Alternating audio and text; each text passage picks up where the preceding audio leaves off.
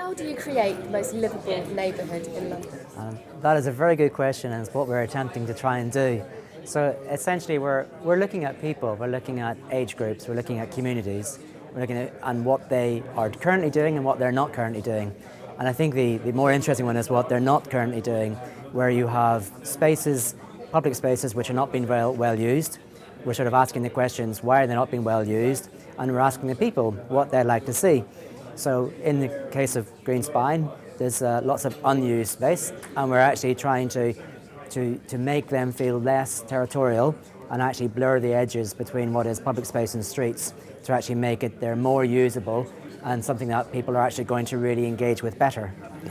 Part of this blurring includes, you said, taking money away from highways, giving it to parks, Yes, because yes. you're taking the railings away from the park, and so people don't have to spend so much time closing it. Yes, yes. So it's a delicate balance, and in the ideal world, you would have one council, one sort of team that are actually in charge of maintaining the public spaces. But actually, there's several. There's actually more than even two. There's a whole lot more that are actually doing things.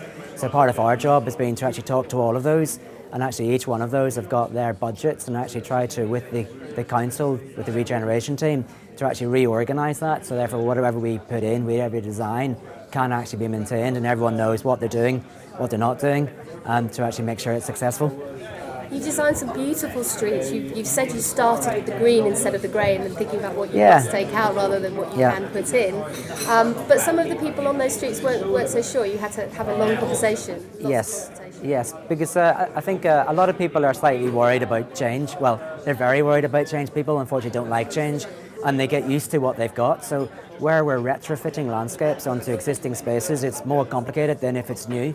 So where you have a new build, you can design what is right for that area, and hopefully you get it right. People move into that area and they understand it.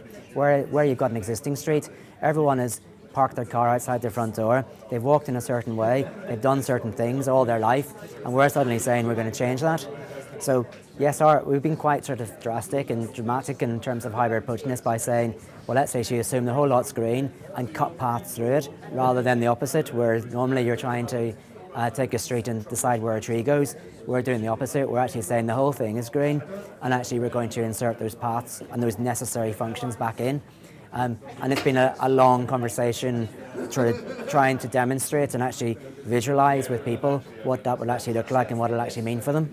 But why does the council want this? Well, I think the council have obviously got an agenda that they need to be improving environments where they have housing. And their regeneration team, and well, across all councils, the regeneration team, and normally we find the starting point for a lot of this, where they're actually understanding that an area is not performing at its best. They're able to attract some funding.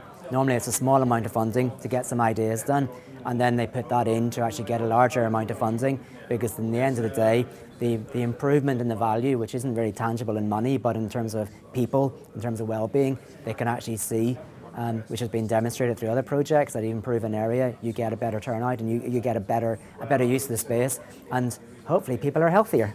And what sort of is the one thing that you could say that you've learned in terms of sort of inspiring people, getting that message through to people who don't quite understand it, possibly never heard it? Yeah, it's you got to listen. So I spend a lot of time talking to people, and actually, if I just go in and say this is how it is, they will just say no on principle, no matter what I'm showing them.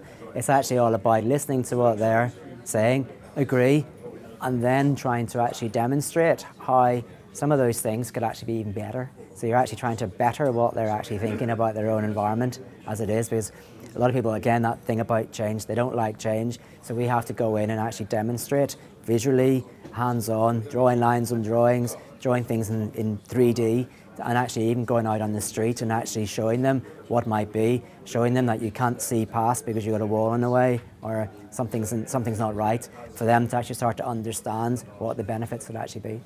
Thank you very much, Mehron.